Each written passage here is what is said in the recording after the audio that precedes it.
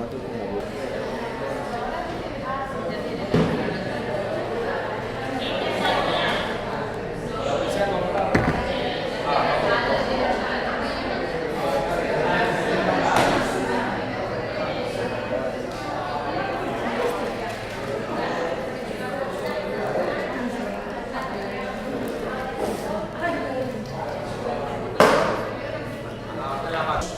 Vamos a hablar de otra patología que estuvo incluida como un trastorno de ansiedad, pero no es un trastorno de ansiedad.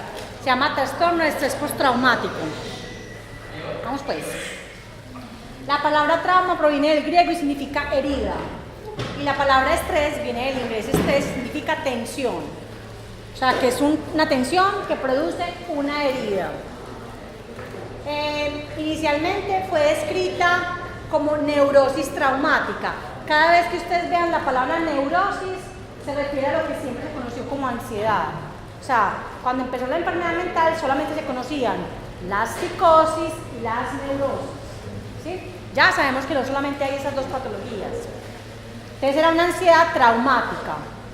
Donde más se describió el estrés postraumático fue en los soldados de guerra.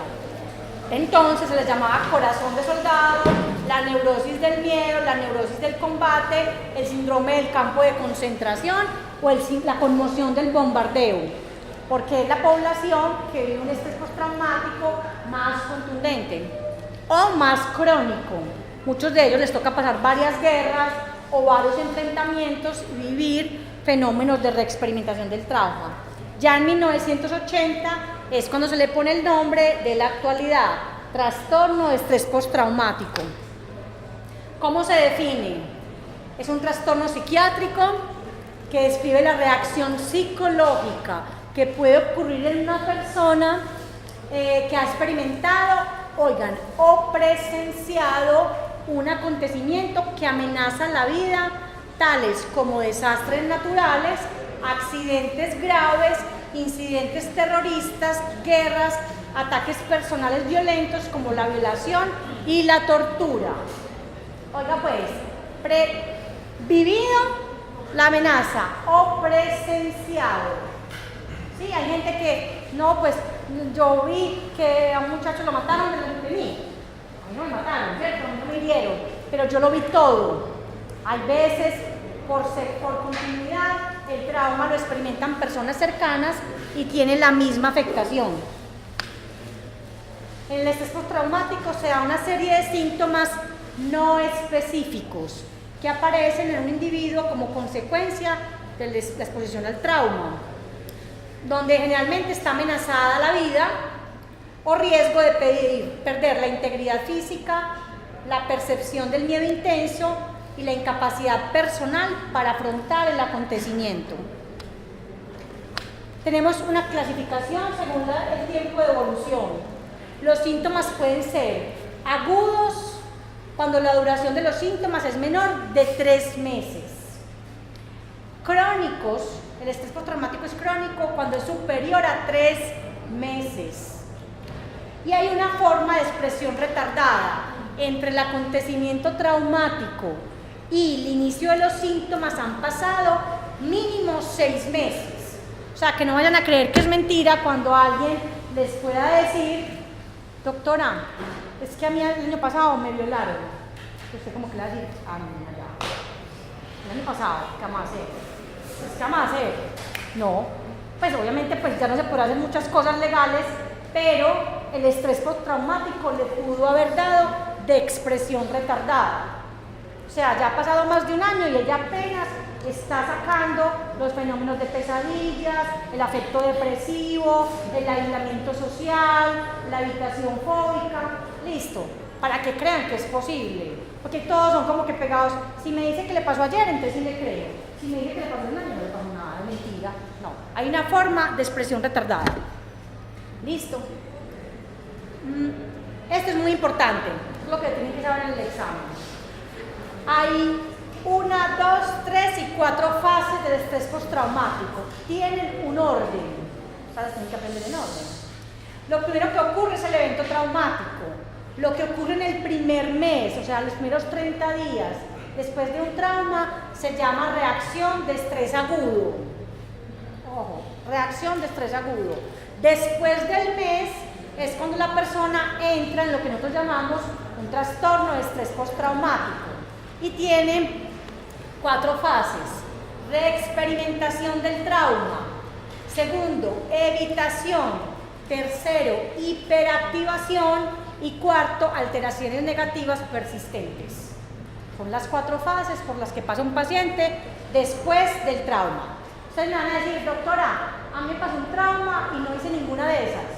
Porque hay gente que en la reacción de estrés agudo se le resuelve el conflicto, se le sana la situación, se hace una terapia y mejora. Pero el que no, después de la reacción de estrés agudo, le siguen las 4 fases que ahí estamos describiendo. ¿Qué son los síntomas de las 4 fases? La reexperimentación. Las personas presentan sueños o imaginan nuevamente lo sucedido. Ojo pues, porque si les pregunto a un paciente que sufrió un accidente de tránsito donde muere su familia y el paciente a los 2 meses está soñando con el accidente como si acabara de ocurrir en medio del día, siente como si viera a su mamá desangrarse, eso es un fenómeno de reexperimentación. Hay sueños. Primeros 30 días es el estrés agudo, todos pasamos por el estrés agudo. Después de ahí, a los 2 o 3 meses empieza, a partir de ahí empiezan las fases. En esta reexperimentación presenta sueños o imagina nuevamente lo que ha sucedido. Nada peor, para uno salir de un trauma y que le vuelva como a pasar. Segunda fase, evitación. Cualquier cosa que recuerde el suceso traumático genera una respuesta embotada a los estímulos. Entonces, la persona, no me hable de ese lugar, no puedo volver por allá, que no me llamen al juicio a preguntarme qué me hicieron, yo no les puedo colaborar. La persona tiene una evitación con todo lo que tenga que ver con el trauma. ¿Listo? La tercera fase se llama hiperactivación. Imposibilidad de predecir y controlar la ocurrencia de los episodios y la percepción de que suceda. Como viene a la mente el recuerdo del trauma, la persona responde con una hiperactivación autonómica. O sea, el paciente presenta crisis de taquicardia, sudoración, temblor, diaforesis, crisis de llanto, desesperación, angustia. O sea, todo el recuerdo más la hiperactivación del sistema de alarma. O sea, puros síntomas físicos. Ahorita te lo vamos a mostrar. Y las alteraciones negativas es que el paciente tiene una forma persistente en su forma de ver el mundo negativa, como una persona desolada, sin esperanzas, con un estado de ánimo que llamaríamos triste. Pero cuando vemos un estrés postraumático de muchos años, que tiene síntomas tristes, no siempre es una depresión mayor. Muchas veces es las alteraciones negativas del ánimo como una fase del estrés postraumático. Esto es lo que estamos hablando. Entonces está el trauma, el paciente siente miedo, siente indefensión, reexperimenta los síntomas intrusivamente, los evita y después tiene hiperactivación o síntomas autonómicos.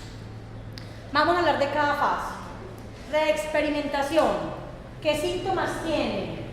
Trastornos del sueño, recuerdos estresantes durante el día, sueños vívidos, el paciente se levanta sudando como si acabara de estar o en el terremoto, o en la guerra, o en la casa cuando se entraron los ladrones y nos amordazaron, o cuando a mi papá lo secuestraron delante de nosotros.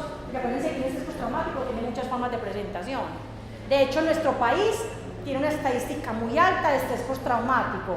Somos un país que vive muchos años de guerra. ¿Sí? Puede que nosotros estemos en la ciudad, pero los que están en el campo, nuestros campesinos, han vivido desalojos forzados, han vivido ataques guerrilleros, han vivido cosas muy traumáticas. Tiene fenómenos de reexperimentación y fenómenos que llamamos flashbacks. ¿Qué es eso? Hágase de cuenta cuando uno le dicen que le pasa una película por la mente. Doctora, usted me está devolviendo en imágenes lo que a mí me pasó. Eso pasa de día, pasa despierto. No se considera un fenómeno psicótico, se considera un fenómeno inconsciente donde se vuelve a ver desde afuera el trauma. De hecho, hay una descripción muy chévere, pues muy bonita en los libros de la guerra, que mencionan que en un campo donde estaban unos veteranos de guerra, estaban comiendo en un comedor y cada vez que escuchaban que despegaba un helicóptero, con solo escuchar el helicóptero, todos estaban tirados debajo de las mesas, ¿sí? Y ya no estaba pasando nada, ellos ya no estaban en combate, ellos ya no estaban en la guerra, pero es la reacción a que creen que está volviendo a pasar. Y yo tuve un amigo en la universidad que yo lo recuerdo mucho porque a él le robaron el carro, pero primero le hicieron como el paseo millonario, y yo me acuerdo que él quedó con una situación de hiperalarma, y es que cada vez que escuchaba esto en el vidrio del carro, el hombre gritaba, se descomponía, se bajaba agitado, la gente lo jodía mucho con eso, pero realmente es la experiencia del trauma. Eso fue lo que le hizo el tipo cuando le sacó la pistola por el vidrio, ese movimiento. Entonces, él, pues a uno le tocan abrir la puerta y uno no tiene nada, no tiene que estar llamando. Pero él volvía a la escena del trauma. Entonces, él se podía bajar agitado, a golpear a los que le estuviera haciendo así. Todo el mundo ve, pues, calmate, pues, no está mal nada. Pero ya la gente pues le conocía la cosa y lo molestaba mucho con eso, cosa que es muy imprudente, ¿cierto? Pero hay que reconocer que hay cosas que el paciente traumado no tolera. Empezaron a hablar de eso, me empezaron a mostrar unas imágenes de ese lugar, el paciente vuelve al trauma, ¿sí? Inconscientemente la mente se disocia. La evitación tiene 3 clases de reacción: evitar todo contacto con el trauma. De hecho, el paciente ni siquiera consulta, porque no voy a hablarle a un psicólogo de eso. No me digan que le tengo que contar lo que me pasó, cómo me pasó, cuándo me pasó, porque no lo voy a hacer. Tienen embotamiento afectivo y tienen la reacción que llama actuar como cadáver.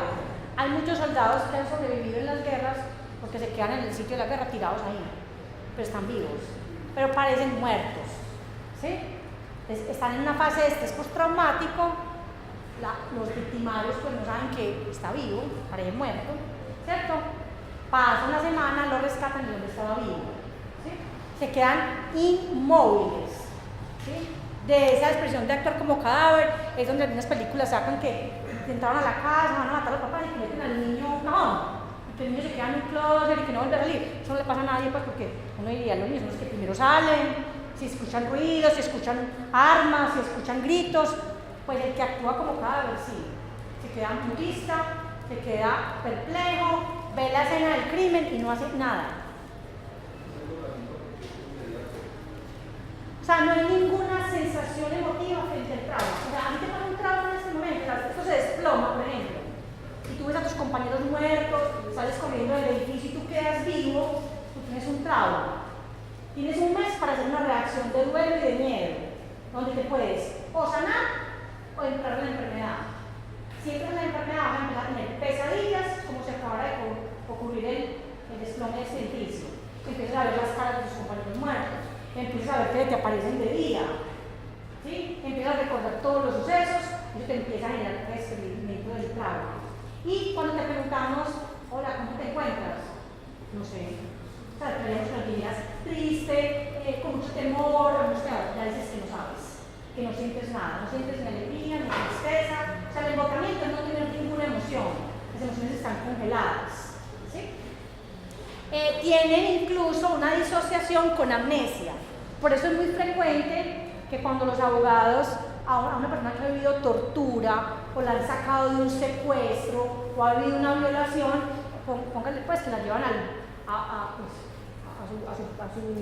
a su juicio y quieren preguntarle todo, y quiénes estaban con usted, y cómo la amordazaron, y qué le dijeron, y la pobre paciente, pues la pobre ella no sabe, no sé, pero como ella que no sabe, colabore con la justicia, cuántos hombres eran, qué le dije, que yo no sé. Entonces a unas veces lo llaman, que porque la paciente, pues las no colabora, no, el que ya sabe, que los abogados les enseñan, la persona está en una fase de educación, no puede acceder al trauma, ni siquiera puede acceder, o sea, no se acuerda literalmente. Porque cuando uno le pasa un trauma, el inconsciente te protege y te mete esa información a un área que tú no puedas acceder, para que no te haga demasiado daño. Inicialmente parece es un mecanismo de defensa del cerebro, posteriormente es la enfermedad. Porque si tú no elaboras el trauma, la enfermedad te persigue el resto de la vida. ¿Sí? Entonces hay gente que tiene muchos mecanismos disociativos. Entonces, por ejemplo, hay gente que ha sido maltratada y no lo sabe. Entonces la gente le dice a uno, pero ¿cómo así no lo sabe? Eso le pasó cuando yo era niña.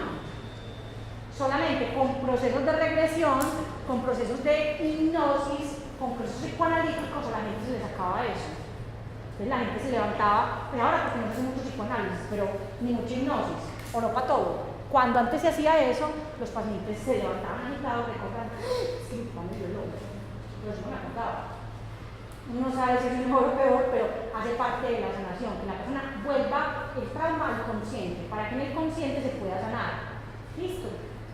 Entonces, la amnesia, cuando tengan un código fucsia, por favor, en el hospital, porque les va a tocar seguramente, eso empieza el médico, ¿y usted qué le pasó? Pero dígame ese cuándo, dígame, no sabe, porque es que esas fases se solapan todas, la persona no sabe.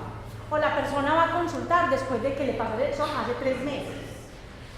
No propiamente va a consultar para que le pongas un antirretroviral, para que está psicológicamente con insomnio, pesadillas, no quiere volver a estudiar, no tiene interés por nada, nada le provoca. Entonces tú vas a pensar que es una depresión. Pero si tú no le preguntas si algo le pasó para que estuviera así y te cuenta que vivió una experiencia traumática, no la encajas en que son las fases del estrés postraumático. Pierden interés por el mundo, o sea, después de haber sobrevivido a un trauma, ya nada importa, son menos seguros, tienen memoria del túnel, o sea, recuerdan selectivamente en busca de protección, se sienten muertos para el mundo y como que pierden mucho la esperanza, pues como en que las cosas vayan a ser mejores. La evitación persistente de estímulos asociados al trauma y embotamiento por 3 o más de los siguientes. ¿Qué evitan estos pacientes? Pensar en el trauma. Conversaciones sobre el evento traumático. Entonces nada peor que la amiga dice, ¿qué le pasó? ¿Y usted qué? ¿Y cuántos días estuviste secuestrada? ¿Y qué le dieron los cautivos que la tenían y qué le dieron de comer? Así, que la gente es amarillista, la gente lo que quiere saber es el cómo, cuándo, dónde, qué pasó, qué le dieron, y dónde la tuvieron, usted sabía dónde estaba. Al paciente no se le puede hacer eso, porque lo pones en un punto sin salida, donde la mente no quiere acceder al trauma y cada vez lo guarda más. De hecho, en esas consultas son demasiado lentos, porque el paciente ahí toca lo que él te quiera contar. Hay unos que se sienten como tan tranquilos que es como que usted ve una canilla y te va a contar, que uno ni los debe interrumpir para que saque toda la información que te va a contar. Pero si va muy lento, hay que entender que está en esa fase. Incapacidad para recordar aspectos importantes del trauma, disminución del interés en las actividades, sentimiento de distanciamiento hacia los otros, restricción del afecto, sentimiento de futuro desolador. Miren que es como una desesperanza. O sea, hay gente que le ha pasado cosas traumáticas y la familia, tengo una chica como de 12 años que tuvo un abuso sexual y cuando la familia se enteró ya había pasado, ¿cierto? La niña perdió el año, era una niña muy buena académicamente y la niña no acepta el cariño de la mamá, no me toca, la mamá es como que se enteró de eso y le provocaba como abrazar a su hija, ayudarle y la niña no, ¿cierto? Entonces la familia es como, pero pues esta no está triste, sino como grosera pues. Nosotros no le hemos hecho nada. Está en una fase de evitación y no tolera la cercanía. No es cómodo para ella eso. O sea, no crean que todo el mundo pues, le pasa algo triste y quiere que lo consuelen, que lo abracen. No, todo el mundo no hace eso. La hiperactivación, que es la tercera etapa. El paciente tiende a un estado de hiperventilación hipervigilancia crónico, se siente incapaz de controlar la respuesta al estrés. Entonces se activa la adrenalina en el cerebro y aumenta las variables autonómicas, se aumenta generalmente presión arterial y frecuencia cardíaca. Hay una cosa que les ocurre que se llama alexitimia. Alexitimia es la incapacidad de reconocer el estado emocional. ¿Cómo se siente? Yo no siento, yo no sé qué siento. Yo no sabría decir si esto que se siente es tristeza, si esto que se siente es rabia, si esto que se siente es apatía, indiferencia, aburrición, yo no sé qué siento. ¿Sí? Hay discriminación de estímulos peligrosos e inocuos, generalización de la sensación del miedo y mucha irritabilidad. Lo más importante de esta etapa de hiperactivación es que cursa con síntomas físicos, presión arterial alta, frecuencia cardíaca alta, manos sudorosas, hay veces temblor. Entonces el paciente puede consultarle simplemente a ustedes como un hipertenso, una persona con estudio para taquicardias. Hay que preguntarle a sus pacientes si están pasando por algo o una situación que fue traumática, siquiera en el último año. Usted le puede poner un antihipertensivo a ese paciente, claro que le puede poner, pero apenas se trata del estrés postraumático hay que quitárselo. ¿Sí? Tienen dificultad para conciliar o mantener el sueño por las pesadillas, irritabilidad o ataques de ira, dificultad para concentrarse en las tareas, hipervigilancia. Ese es muy importante. La hiperactivación se mantiene así, parece como escaneando que algo va a pasar y son muy sensibles a los ruidos.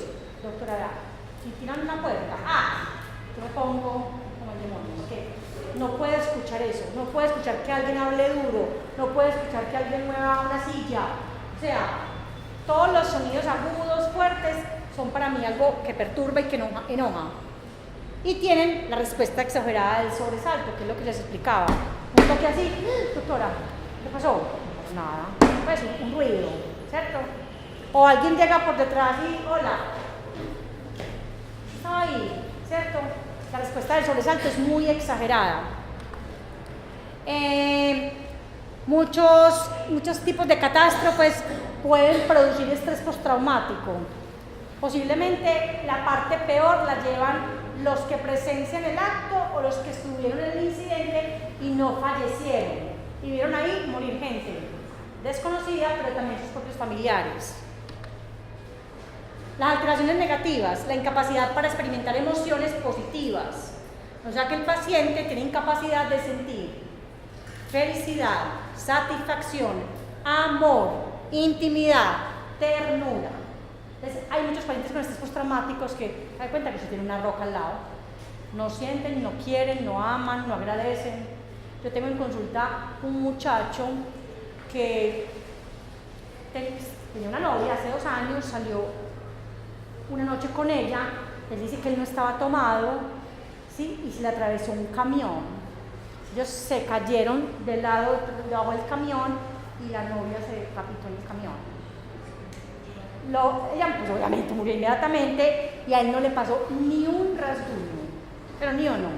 Entonces él dice que lo que ha podido contar, porque al principio no se acordaba de nada, y la reacción de él fue criticada mucho por la gente porque él se para como un que él no tiene nada y se sienta en el andén y se queda mirando a la novia así.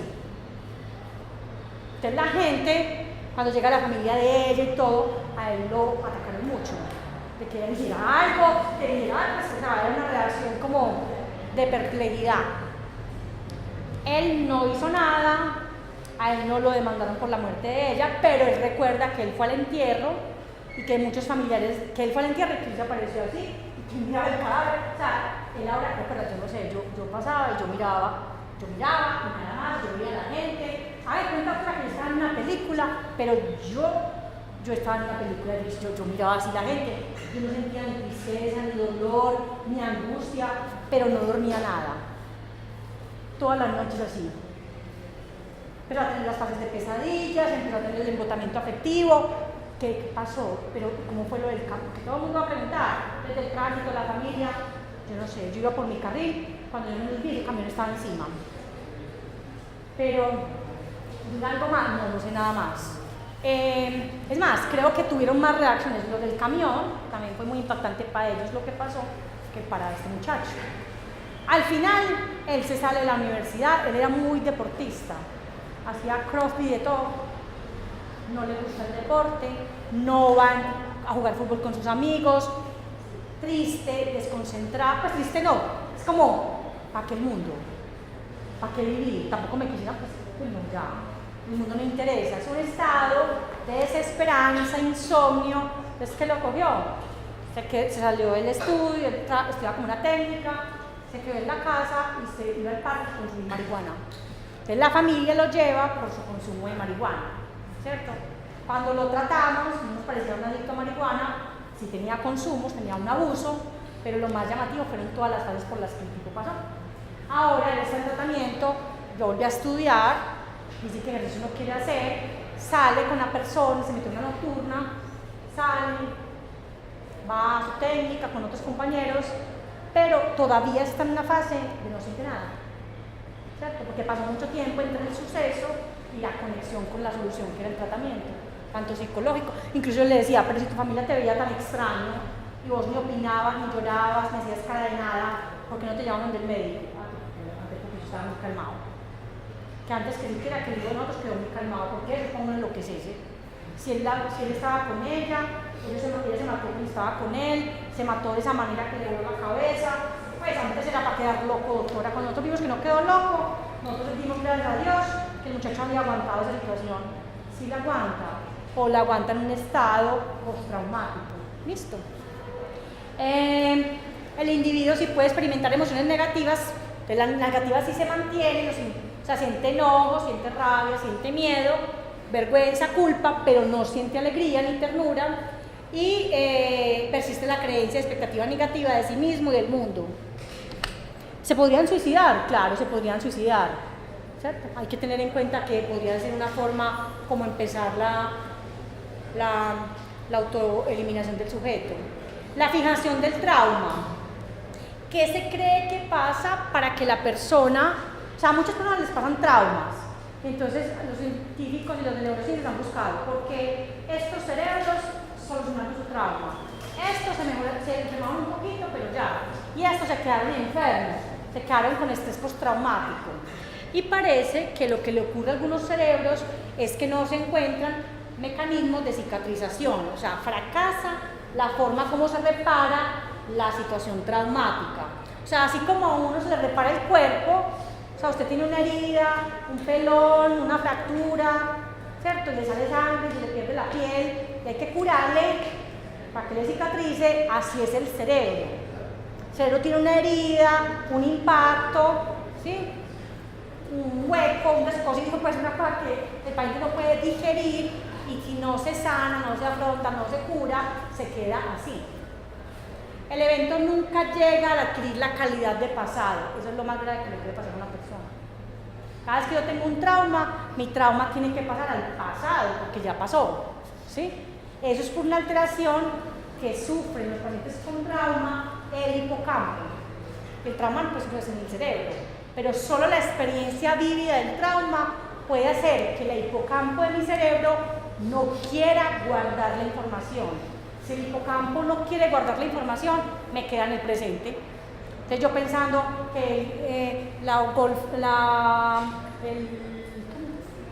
el día que ocurrió tal masacre, el día que ocurrió una bomba, está pasando hoy. No está pasando. Eso fue hace 2 años. Pero parecía, yo me estoy sintiendo como cuando pasó. Yo estoy pensando como cuando pasó. Yo estoy recordando, tengo pesadillas como cuando pasó. O sea, es una experiencia demasiado desagradable. Los pensamientos son intrusivos, la incapacidad para verbalizar y describir el acontecimiento traumático es muy importante, tenerla en cuenta. Tengan paciencia con esos pacientes, gente que pierde, pues los abogados pierden la paciencia, pero los familiares también. Y los médicos también son como, bueno, señora, pero colabore, si no me cuenta no le puedo ayudar. No puede colaborar. Ese ya es el síntoma, no le puede colaborar, no tiene con eso, doctor, ya es suficiente. Por eso cuando una persona sale de un evento traumático y te quiere contar, mira, no me pasó tal cosa, una persona me cogió el cuerpo, me pegó con un cuchillo, usted la deja y le cubre todo. Porque está aprovechando para que diga todo lo que tiene que decir. ¿Sí? Por ejemplo, a alguien se le muere un ser muy querido. La gente tiende a decirle a la gente que no llore, que se tome un calmante. ¿Cierto? Entonces la gente no puede exteriorizar el dolor. La gente lo tiene que tragar. Para llegar que es que el entierro como un ejemplo físico. O sea, está bien que hay reacciones desmedidas que hay que contener porque se vuelven muy difíciles de manejar, pero uno no debe congelarle la reacción a una persona en duelo, porque entonces, ¿para dónde se va el trauma? Al inconsciente. O sea, posterior, espere el duelo congelado. Posterior, espere un duelo no resuelto. Todo el mundo ya súper bien y la señora echa trizas. ¿Sí? Por ejemplo, ¿quién no hace tiene estrés postraumático y no es el duelo? Una mamá que no le llega el cadáver de su hijo. Porque para uno hacer el duelo necesita ver. Entonces, si a mí no me llega un cadáver, yo cómo sé que mi hijo está muerto. Señora, que es que bombardearon el terreno y no quedó nada. O sea, su hijo no quedó hecho nada. Polvo. O sea, que tuvo que haber muerto. Pero entréguenme una cosita. O sea, díganme que este pedacito es hijo mío. A yo enterrarlo y entonces mi cabeza dice que se murió. Porque si no, la cabeza dice que no se murió. Los padres incluso le dicen a uno, espera, si mi hermano se desapareció hace 20 años, en la época de Pablo Escobar, lo mataron, porque él estaba por allá, él estaba metido en muchas cosas, bueno, lo pueden ser matado, pero nosotros no lo hemos enterrado, nosotros no hemos hecho nada. Entonces, eso queda en un área inconsciente donde salen los problemas emocionales, salen las alteraciones cognitivas y afectivas, salen las alteraciones autonómicas. Bueno, ¿qué tan frecuente es el estrés postraumático? En el mundo se cree que un 5 a 6% de los hombres y 10 a 14% de las mujeres han presentado un estrés postraumático. ¿Por qué más las mujeres? Porque las mujeres son más víctimas de violencia intrafamiliar. Y la violencia intrafamiliar está categorizada como un trastorno que deja estrés postraumático. 40-50% de las personas expuestas a uno o más acontecimientos traumáticos en algún momento de su vida hacen el estrés postraumático, ¿sí? En Colombia se considera 0.8% en hombres y 2.5% en mujeres. Generalmente el porcentaje va a ser siempre más en mujeres. De hecho, la cantidad de feminicidios en Medellín es impresionante, ¿sí? Y la violencia que recibe la mujer de nuestra cultura y que calla y que lo permite es así impresionante, ¿sí? Es un trastorno psiquiátrico que afecta el 7-8% de la población general en Estados Unidos. Lo que pasa es que allá está muy englobado el dato porque allá todos los veteranos de guerra les hacen pruebas de estrés postraumático y los diagnostican. A los de nosotros más o menos intentan. El personal militar estadounidense tiene las altas tasas como 14-16%. Se puede dar en todas las edades porque depende de esa la edad en la que la persona sea expuesta al trauma. Más frecuente parece que los adultos jóvenes tienen un riesgo mayor de encontrarse en situaciones de riesgo. ¿Qué puede producir estrés postraumático? Todos los desastres naturales, ¿sí? O sea, es difícil que una persona tolere bien el haber vivido, presenciado algo cercano a un terremoto, a un tornado, a un volcán. No sé, de pronto ustedes estaban muy chiquitos, pero a ustedes les tocó lo de Armero. No, ustedes ya no. Bueno, Armero fue una cosa, no les tocó, pero Armero fue una cosa tenaz, porque Armero tuvo una niña que llamaba Omaira, es que le olvide quién es Omaira, pues, porque fue una niña que sobrevivió metida, muchachos, sobrevivió metida en la lava, ¿sí? Y todos los periódicos la fotografiaron y todo el mundo supo que se llamaba Omaira. La niña murió pegada a ese barrote ahí consumido tras semanas, y esa es la imagen de Armero. O sea, Armero se sepultó, pero ella quedó ahí, ¿cierto? O sea, yo creo que todas las personas de mi generación saben quién es ella. Es imposible no. Es imposible que alguien como ustedes no sepa qué pasó el 11 de septiembre en Estados Unidos, en Nueva York. Y puede que no hayan ido a Nueva York, pero todo el mundo sabe qué estaba haciendo. Yo estaba rotando en anestesia en ese día. Entonces, en todos los televisores de Bolivariana pusieron cómo desplomaban las torres. O sea, casi siempre el trauma, aunque uno esté muy lejos, a uno le impacta de alguna manera. Dígame para la gente que estaba en Nueva York ese día, para la gente que vio gente tirarse porque ya estaba quemándose, ¿sí? Para lo que fue, para los bomberos, para los policías, ese día, ese rescate. Nunca lo olvidarán, no son los mismos desde ese día, y un país que se consideraba el más seguro pasa a sentir mucho miedo. A partir de ahí cambia toda la forma de los vuelos, toda la forma como Estados Unidos se protege, porque pues un país que todo el mundo consideraba no le va a pasar nada, que ven un día destrozado, ¿sí? Terrorismo, ese sí nos toca a nosotros. O sea, los de mi generación sabemos que era salir por una noche a una discoteca y que los papás se dieran cruces, porque todos los fines de semana sonaba una bomba, al amigo de uno lo mataban en una bomba, la bomba de la discoteca, la bomba de la Macarena. O sea, era una época de terror, ¿sí? Maltrato y abuso físico. Acá los niños y las mujeres pagan como ser las víctimas más grandes de este conflicto. Bueno, vamos a explicar ¿Qué pasa con las situaciones del trauma? Esto se ve muy poquito. Entonces, hay un medio ambiente perturbador que entra por los órganos de los sentidos. La información llega al cerebro por la corteza prefrontal, la parte emocional la mira el sistema límbico y la lleva al hipotálamo. Hay una reacción rápida que es el estrés agudo, donde hay una reacción autonómica simpática y parasimpática. Luego una fase de resistencia mediada por la parte endocrina y hormonal. Y por último, el estímulo visceral mantenido produce disminución de la reacción y alteración del sistema inmune. La clásica respuesta de lucha y de huida ante una posible amenaza tiene ventajas en términos de supervivencia. O sea, lo más frecuente es que nosotros estamos dotados, haga cuenta, de una alarma. El cerebro sabe identificar una reacción inapropiada, una situación que no es normal, ¿cierto?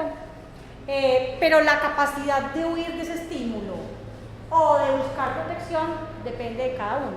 Hay gente más vegetativa y gente que no tanto. Los sistemas que organizan los comportamientos pueden llegar a estar disregulados y puede haber un deterioro en los circuitos que convierten psicológicamente traumatizada a la persona que elabora el suceso.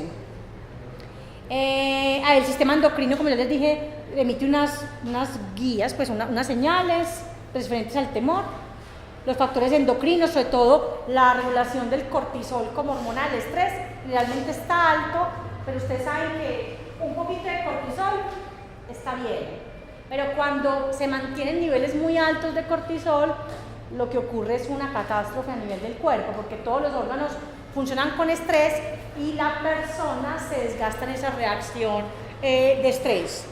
El eje hipotálamo hipófisis tiroides también sufre, el hipotálamo hipófisis adrenal, esto me lo voy a saltar que ya lo conocen.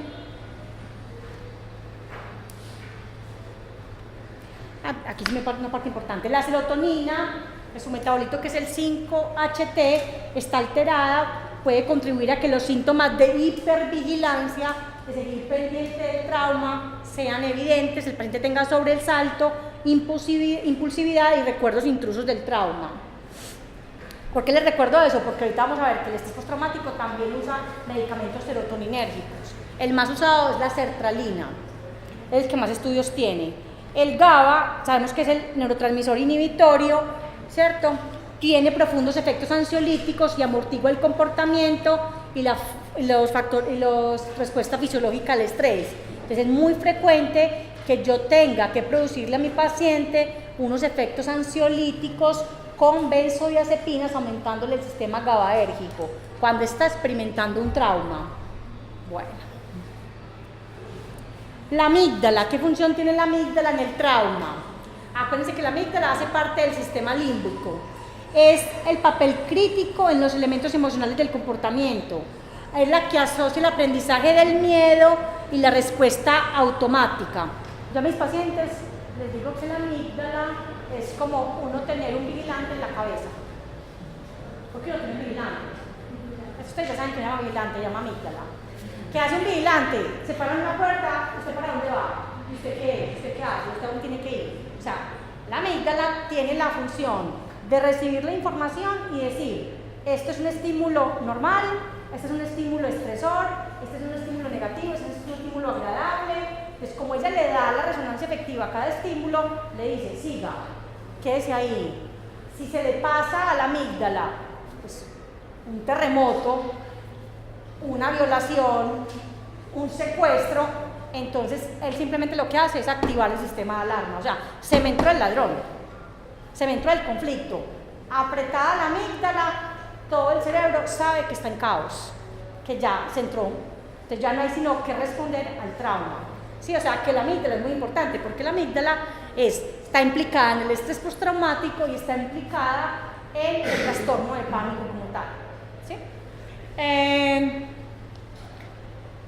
El locus ceruleus es otra estructura que tenemos en cuenta en el estrés postraumático porque es la encargada de la activación arousal. ¿Qué es arousal? Estar despierto.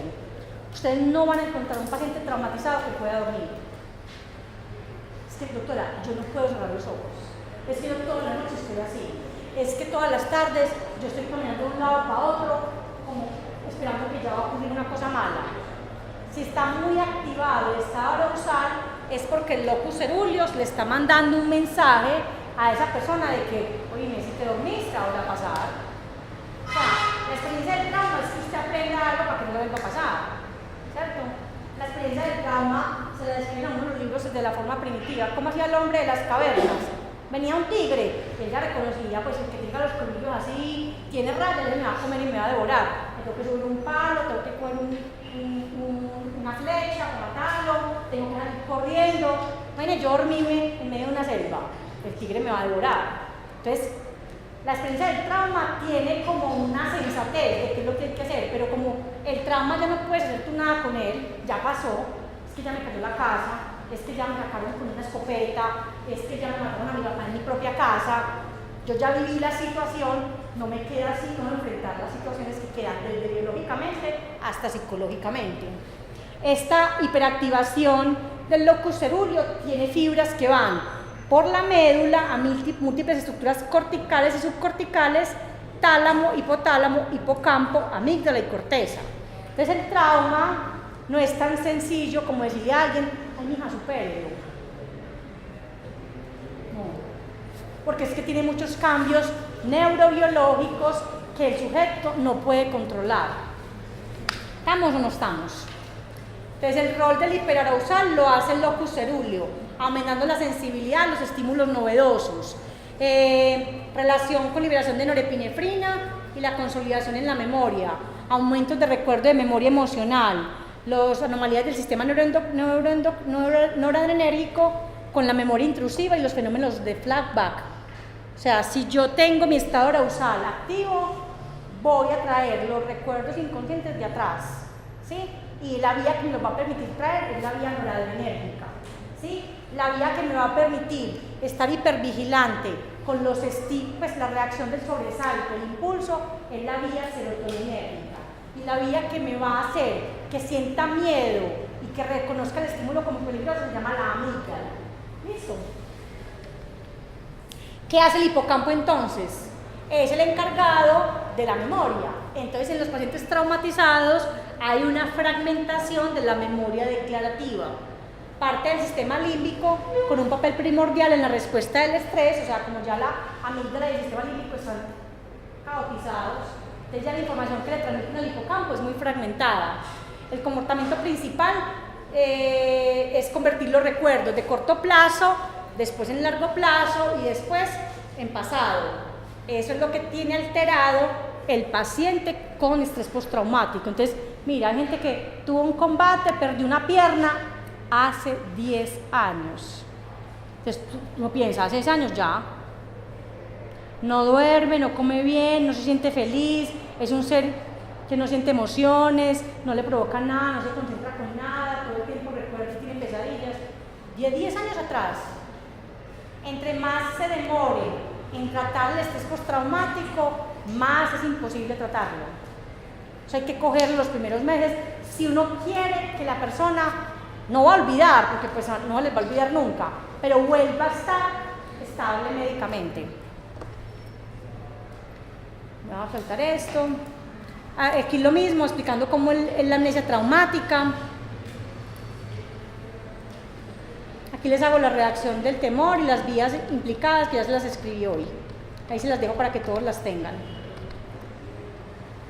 Me lo voy a pasar, no tienen que estudiarse el DSM-5 cada fase, solamente tienen que saberse cuáles son las fases y cuáles son los síntomas de cada una. Si yo les pregunto en un examen, ¿dónde son los síntomas de reexperimentación y flashback? Tienen que saber en qué parte son. ¿Dónde se aumenta la presión arterial y la frecuencia cardíaca? Tienen que saber cuál es. ¿Dónde el paciente se siente desesperanzado, desmotivado, sin emociones? ¿En cuál es? ¿Listo? Eso es lo que se tienen que saber. Pero aquí se las dejo por si alguno las quiere revisar, los criterios del DSM-5. ¿Qué situaciones han generado los mayores reportes? Pues no digamos que son los más graves, pero los mayores reportes en la literatura de casos de estrés postraumático. La guerra del Golfo Pérsico entre el 90 y el 91, el 11 de septiembre del 2001, la prevalencia del estrés postraumático llegó a 11.4% de sus habitantes y 9.7% para depresión. a los 3 meses de sucedido el evento. ¿Sí? El tsunami de Tailandia, mucha gente sobrevivió, pero mucha gente que vivía de pescar y de meterse al mar, nunca más se vuelve a meter al mar. Ay no, y hay un libro espectacular, que yo creo que ese libro sacó una película en el cine, de una surfista en Australia que se mete al mar con una amiga a surfear y tiene un ataque tiburón. A ella no le pasó nada, pero la compañera pierde brazo y pierna, sobrevivió, ¿cierto? Y esa muchacha le pusieron su prótesis y vuelve al mar. En cambio, la amiga que presenció todo no ha sido capaz de volver al mar. Hasta ahí llegó su profesión de surfista. O sea, ese libro es muy chévere porque él cuenta prácticamente fue más fuerte el estrés postraumático que vivió quien vio todo a que ella, que fue la que recibió la mutilación del tiburón, pudo reincorporarse a una vida más o menos normal y quiso volver al mar, ¿sí? Con su prótesis en su pierna, sin un brazo, volvió a nadar las aguas del mar y su compañera nunca más, o sea, dicen que apenas trataba de poner un pie en el agua, taquicardia, palpitación, no puedo. Le dolía todo, le dolía el estómago, vómito, yo no soy capaz de ir. Aunque su amiga le decía que volvieran, ¿sí? Nunca pudo superar el estrés postraumático que le dejó esa situación. Terremotos, lo que son Japón, todas las partes asiáticas, México, que tienen tanto movimiento telúrico, tanto terremoto, son partes donde la gente ya tiene mucho temor frente a cualquier cambio climático, cualquier movimiento. La tortura, porque parece que entonces lo natural a todos nos es obvio que produce traumas, las cosas terroristas, las guerras, pero no solamente se queda ahí. La violencia, ¿sí?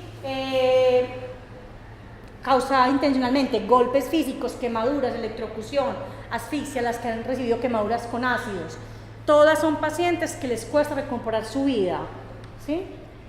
Los niños viven estrés postraumáticos. En nuestra ciudad lo que más viven es violencia y un padre alcohólico. Terrible. Deja secuelas gravísimas en la integridad de un niño. El maltrato, pues de hecho ahora están dando, ¿ustedes han visto la de Lucho? No, ustedes están estudiando mucho. No es la novela de Lucho, yo tampoco me la veo, pero sé de qué trata. Lucho es un congresista, pues un tipo que llegó al Congreso, es un tipo de un nivel económico muy bajo, y están contando la historia de él, cómo llegó al Congreso, y el papá era alcohólico, lo cascaba de una manera brutal. De hecho, ese hombre se ganó un día que es que la lotería, y se lo prefirió beber con las mujerzuelas y apostando que darle a la mujer y al hijo alguito de comer. Y el niño, en el primer capítulo muestran que el niño, la profesora como que le dice que él es muy bueno para el colegio, que le lleve un cuaderno y un lápiz. Y el papá llega a la calle y le dice: usted es un bruto, yo no le voy a dar ni un cuaderno ni un lápiz, usted es un bruto, usted no va a volver a la escuela, usted no sirve para nada. Eso es violencia. O sea, los actos donde alguien te marca, te dice que no sirves, que no puedes, alguien que tú considerarías que es el cuidador tuyo, ¿sí? Las víctimas, muchas de las víctimas, cuando uno habla con ellas y cuando los psiquiatras pues hacen experiencias de atender catástrofes y van a hacer la fase de reacción aguda, pues yo no he hecho ninguna, pero le cuentan a uno que le dicen a uno que por qué no están más bien muertas. O sea, ¿cómo fue que yo salí de este terremoto? Que ya se quedó mi mamá, mi hijo, mi papá, mi abuela. Porque fue que a mí no me cogió la tabla y me partió en dos. Yo quedé que es que en un pedacito cubierto y yo superé ahí 2 días y me sacaron. Yo hubiera preferido morir. O sea, esa experiencia es muy compleja para un individuo superar. El diagnóstico diferencial de un estrés postraumático, el primero se llama trastorno de adaptación y trastorno de estrés agudo, que es la primera reacción de un conflicto psíquico, ¿sí? Son formas más tenues, más rápidas, que generalmente llevan a la solución del trauma. El trastorno obsesivo compulsivo, pues no es que se parezca mucho, sino que hay gente que puede pasar un evento traumático y quedarse con la fijación del suceso, de que va a volverle a ocurrir. Bueno, los hombres con trastornos, los trastornos psiquiátricos más asociados que tienen con el estrés postraumático son que tengan dependencia al alcohol o a sustancias, que desarrollen trastornos depresivos, de ansiedad e incluso personalidad antisocial. Hay gente que, de hecho, por eso nos pasa mucho con los soldados, los policías, que como están expuestos a tanto trauma repetido, se vuelven muy sociópatas, o sea, se vuelven, ya no les importa matar a alguien, ya no les importa capturar a alguien, o sea, pierden la capacidad del daño moral y ejercen una función de daño a otros, ¿sí? En las mujeres, lo que más sobresale como diagnóstico asociado al estrés postraumático es tener depresión mayor o distimia y trastornos de ansiedad generalizada. Estas son como comorbilidades. El tratamiento rápidamente incluye parte psicológica, cognitivo-conductual, porque hay que tratar de que la persona recupere la experiencia traumática, la pueda narrar y pueda sanar la situación. Y la parte médica para mejorar los síntomas autonómicos, los síntomas cognitivos y emocionales y los síntomas de ansiedad. Hay muchas veces que llevar a la persona a algún tipo de exposición. Doctora, yo no vuelvo a viajar desde que me pasó eso. Yo no salgo en un carro desde que ese carro se volcó y se murió mi mamá. Entonces hay que tratar de que la solución del trauma vuelva a convivir una experiencia sin que sea traumática. Bueno, los medicamentos van a mejorar las fases de reexperimentación, hiperactivación y evitación. La primera línea son los serotoninérgicos. ¿Sí? Ya sabemos que la serotonina está implicada como mecanismo anómalo en el trauma y los aprobados por la FDA de toda la lista son sertralina, paroxetina y venlafaxina. Los otros, no es que sea un error pues dar fluoxetina, dar citalopram, pero son los que más estudios tienen, o sea, estudios en población de guerra, estudios en soldados, donde han tomado el medicamento a largo plazo y se ha visto mucha mejoría. Las dosis son como se inician los pacientes con depresión mayor. O sea, si estamos hablando, por ejemplo, sertralina, se empieza con 25 miligramos la primera semana, después 50 miligramos y los ajustes empiezan después de un mes, hasta 100 o 150 miligramos. La segunda línea serían los tricíclicos. ¿A quién nos gustaría ponerle tricíclico? Al que tenga mucha pesadilla y fenómeno de reexperimentación. Se les pone amitriptilina en la noche. Si están jóvenes, no hay problema. Si están viejitos, sí tienen que tener precaución con la parte cardíaca. Trazodona también, lo que pasa es que la trazodona solamente induce el sueño y no mejora pesadillas, entonces tienen que tener en cuenta esa parte. La tercera línea son las benzodiazepinas. Si el paciente llega a urgencias con la experiencia traumática, no se preocupen, pónganle benzodiazepina. Ya al paciente que es ambulatorio es la tercera línea del tratamiento. Ojalá nunca como monoterapia, o sea, no toma alprazolam solo, toma sertralina y alprazolam, no toma ribotril solo, toma paroxetina y ribotril, o sea, es combinado para que el paciente no haga los efectos de tolerancia a las benzodiazepinas. Antipsicóticos atípicos, si el paciente tiene fenómenos de reexperimentación como psicosis, o sea, estoy viendo que mi amigo acá está en llamas, no, tu amigo no está en llamas, estamos en un hospital. Estamos en un hospital, la guerra ya terminó. No, él está en llamas, entonces si creemos que ve o alucina o escucha voces o escucha bombardeos, entonces habría que ponerle antipsicótico atípico. Anticonvulsivantes solo si son muy agresivos. Los soldados de la guerra sí vienen con un nivel de agresividad muy alto. La duración del tratamiento, 6 a 12 meses, o sea, como que todo, un año luego de remisión de los síntomas. Si a mí me pasó un trauma, yo traté a mi paciente por un año y ya está aliviada, no tiene síntomas, le quito el tratamiento. Tengo que esperar un año que esté aliviada para quitar el tratamiento. ¿Listo? ¿Listo? ¿Preguntas? Ninguna. Nos vemos el lunes. Los que rotan conmigo, yo creo que cogiste las 2 diapositivas. Los que rotan conmigo, nos vemos mañana en el hospital mental. Entre